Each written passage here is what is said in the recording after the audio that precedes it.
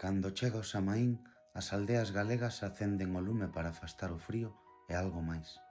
Dende tempos antigos, dicíase que esa noite o mundo dos vivos e dos mortos quedaba xunto, tan preto que bastaba un sopro de vento para cruzar o límite. Por iso, nas casas deixábase pan, viño ou un pouco de leite na ventá ou no peitoril da lareira. Eran ofrendas para as ánimas, para que pasasen sen causar dano. Os vellos lembran que quen non deixaba nada sentía golpes nas paredes ou soñaba con voces pedindo lume. As fogueiras iluminaban camiños e encrucilladas, guiando aos espíritus perdidos e protexendo aos vivos.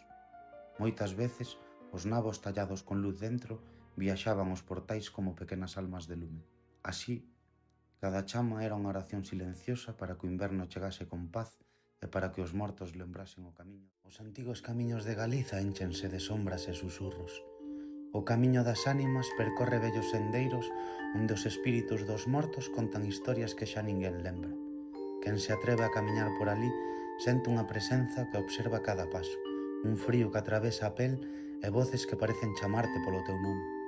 Non mires atrás, camiña sen medo e deixa que as ánimas manteñan os seus segredos.